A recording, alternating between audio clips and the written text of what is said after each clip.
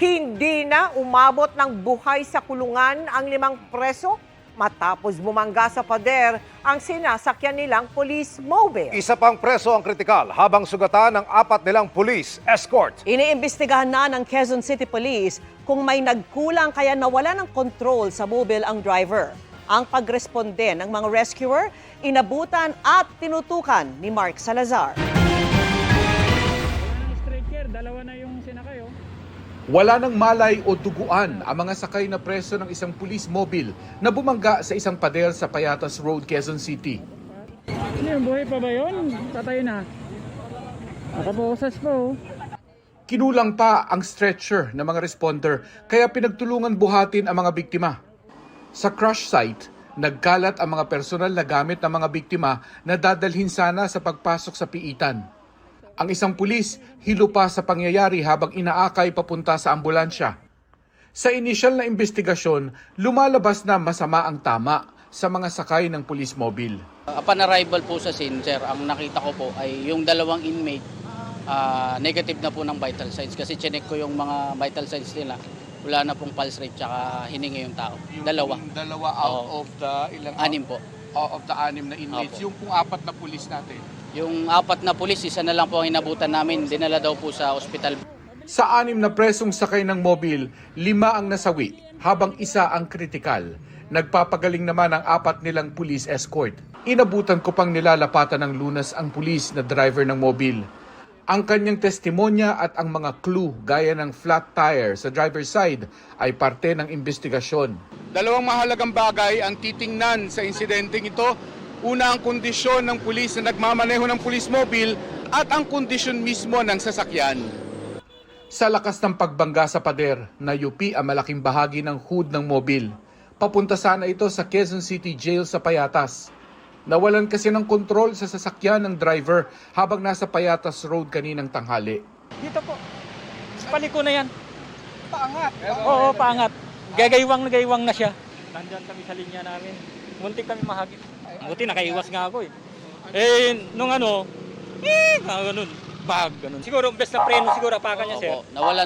Nawalan possible, sir, nawalan ng control yung sasakyan. Nagdulot ng mabigat na trapiko ang disgrasya hanggang matanggal na ito matapos ang trabaho ng mga investigador sa crash site. Mark Salazar, nakatutok 24 oras. Dahil tadtad umano ng mali, tinawag na basura ng DSWD ang listahan ng mga TNVS driver na isinumite ng kanilang mga kumpanya. Dinagsa ang bigayan ng ayuda sa mga taxi driver. Nakatutok live si Oscar Oida. Oscar! Yes, Mel, napasabak nga sa matinding pilahan ng ilang mga taxi driver makakuha lang ng fuel subsidy. Halatang hirap sa paglalakad ng 84 anyos na taxi driver na si Mang Salvador. Pero nakasaklay siyang pumila sa LTFRB para sa 5,000 pisong fuel subsidy. Wala na po. Ako lang na mag-isip po. Yung misis ko patay na. Wala namang naghahanap buhay sa akin. Yun nga lang, wala siya sa listahan. Pero giit niya, sa kabila ng kanyang kondisyon, lehitimong taxi driver daw siya. Matagal na ako taxi driver. 1966 pa ako nag-taxi hanggang ngayon. Mula umaga hanggang gabi po, nakakapagmaneho pa ako. Pag nakaupo ako, wala nang problema. Gaya niya, maraming wala sa listahan na nagsadya dito para sa ayuda. Ang ilan nga, dito na nagpalipas ng magdamag. Kasi akala namin mahaba ang pila. Tsaka malayo po kami, Cavite pa. Try lang po namin, baka sakali makatikim kami galing sa gobyerno. Patsyam lang tong amin, patsamba. Ayon sa LTFRB, higit na mas maraming araw ang nagsadya na wala sa listahan kesa yung nasa listahan. Itong preliminary namin, talaga, inaasa lang namin sa mga operator, bigyan kami ng listahan. Ang problema, yung listahan ng operator, hindi kompleto. Diba? Kaya gusto natin, kompletong listahan ng mga driver nyo. Para mabigyan lahat ng ayuda, gumawa ng 2 pila. Yung mga nasa listahan, sa LTFRB tumanggap ng payout. Habang sa LTO naman, ang mga wala sa listahan. Noong una, may mga nalito. Doon muna, bago ko pumunta rito, o dito muna bago pupunta ron. Dalawa po kasi yung payout natin, sir. O hindi lahat ng marunong gumamit ng cellphone. Kaya dapat meron din silang procedure para sasabihin, ito ang dapat yung gawin. Pila kayo rito, pila kayo doon. Ganun lang po, para hindi tayo magulo. Umabot pa sa punto na nagkaroon ng mahabang pila sa labas ng LTO. Kaya nang magsadya sa lugar si DOTR Secretary Giovanni Banoy Lopez. Pinapapasok ko na lahat yung mga nakapila sa labas, especially mga senior citizen natin, para makaupo naman. And LTFRB din, we're going to provide mga tubig, and yung the little things na kahit papaano, no? May ibsan yung pag-aantay nila. Yun nga lang, yung iba, bukod sa wala sa listahan. Dalawa kami driver yung karelyebo ko. Ngayon, siya nakakuha ko, hindi. Makakakuha naman, basta pagbabalik daw, kailangan magdala ng SPA at saka didoxil. Pagtitiyak naman ng kinauukulan, makakakuha ang lahat ng fuel subsidy basta't may sapat silang patunay na sila'y lehitimong taxi driver. So ang kailangan naman natin malaman, una, sila ba'y driver, tapos sila ba'y taxi driver. So dalawang kailangan lang namin malaman dyan, bilisensya ba siya? We'll make sure naman na we will going to deliver what is due them today. Mabibigyan natin sila ng subsidiya. Tatagal ang pagbibigay ng fuel subsidy sa mga taxi drivers hanggang bukas. Samantala, kaugnay ng mga naunang payout na inabot ng siyam-siyam para makatanggap ng ayuda, pinunto ni DSWD Secretary Rex Gatchalian ang mali-mali at tad-tad umano ng discrepancies na mga listahan mula sa transport network companies. Yung listahan nila katakot-takot ng errors at duplicates. It's unfair for our social workers, our development workers na kami nabubulyawan sa labas.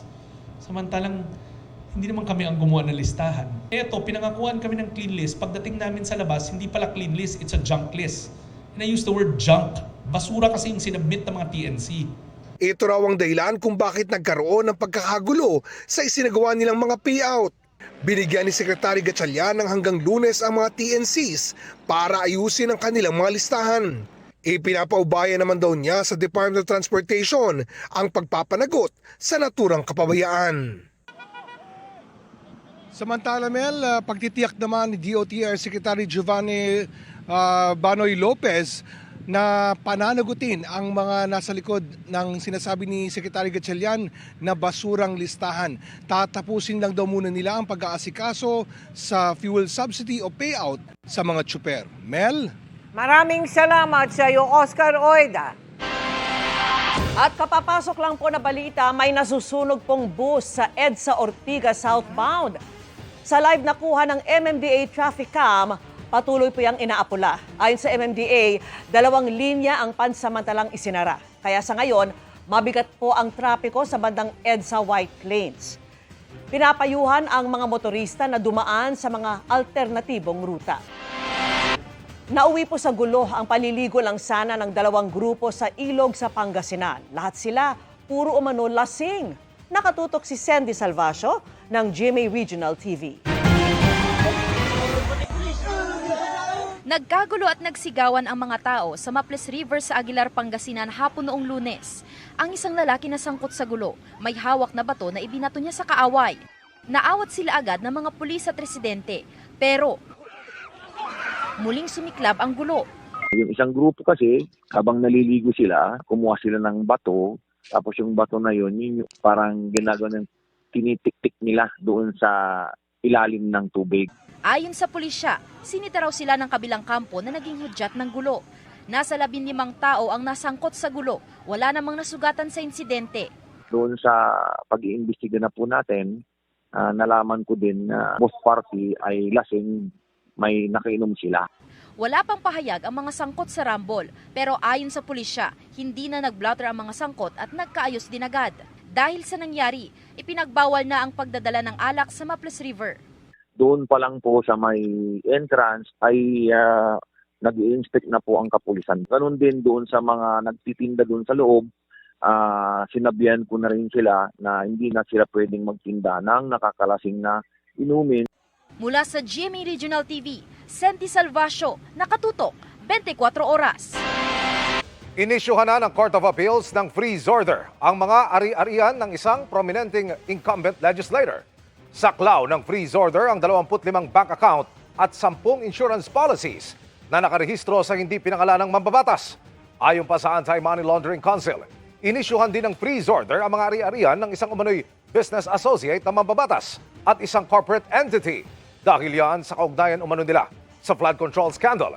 Sabi rin ng AMLAC, may nakitang probable cause ang Court of Appeals para iugnay ang kanilang mga ari-arian sa plunder. Hiniling ng kampo ni Congressman Martin Romualdez na mag-inhibit ang Office of the Ombudsman sa pag-iimbestiga sa kanya kaugnay sa issue sa flood control projects. Sa sulat ng mga abogado ni Romualdez sa Office of the Ombudsman, meron na anilang preconceived position si Ombudsman Jesus Crispin Remulla sa mga issue laban sa kongresista. Batay sa mga nauna niyang pahayag, tila nagpasya na anila si Remulla na i-prosecute si Romualdez para sa plunder kahit wala pang nasisimulang preliminary investigation. Bukod kay Ombudsman Remulla, may mga pahayag din anila si Assistant Ombudsman Miko Clavano gaya ng pagtawag nito kay Romualdez bilang master plunderer bago pa man natapos ang investigasyon. Sa mga yan at iba pa umanong public statement, hinatulan na agad ng Office of the Ombudsman si Romualdez na guilty sa plunder bago pa man siya sampahan ng kaso. Hiniling ng kampo ni Romualdez na mag-inhibit ang Ombudsman sa preliminary investigation. Dapat daw ipahawak ito sa opisinang hindi mababahira ng anilay bias o prejudgment. Nauna nang itinanggi ni Romualdez na may kinalaman siya sa budget insertions at anomalya sa flood control projects. Hindi rin anya siya papayag maging scapegoat o sangkalan ng mga dapat talagang managot. Sinusubukan pa namin kunin ang pahayag ng Office of the Ombudsman pero wala pa silang tugo. May inaasahan muling rollback sa presyo ng diesel sa susunod na linggo, bagaman malayo pa rin mula sa dati nitong presyo. Alamin kung hanggang magkano sa pagtutok ni Bernadette Reyes. Sa ikatlong sunod na linggo, isa na namang rollback sa presyo ng diesel ang maaaring asahan. Sa taya ng Oil Industry Sources, 8 hanggang 10 pesos ito per liter. Wala namang inaasahang pagbabago sa presyo ng gasolina. Tatapusin muna yung trading for today and then we will know kung ano yun po yung amount.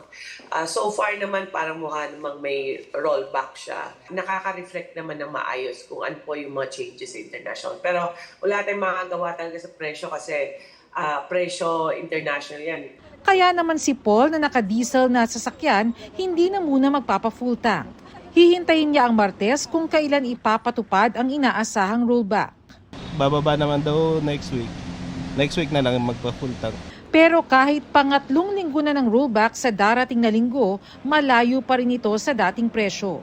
Batay sa datos ng Department of Energy, bago magsimula ang gera sa Middle East, nasa 48 hanggang 65 pesos and 39 centavos ang presyo ng litro ng diesel noong February 24.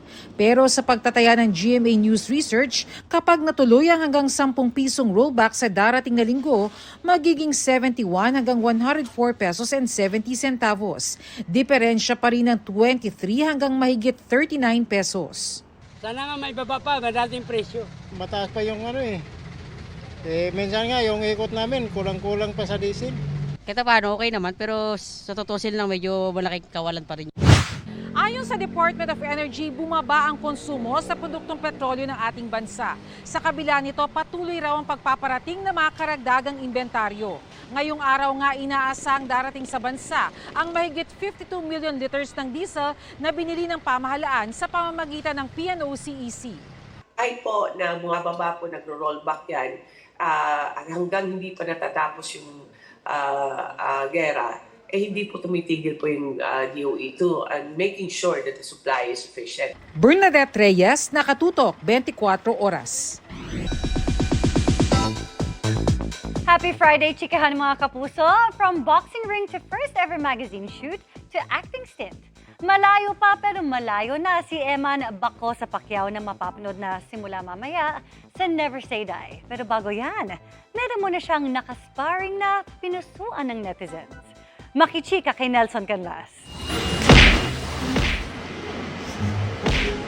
sparring, to sayaw real quick. Yan ang pinuso ang latest interaction ni Never Say Die star Jillian Ward, kung saan sinubok niyang i-jab si Eman Bacosa Pacquiao. Pero imbes si Eman, si Jillian ang nasaktan.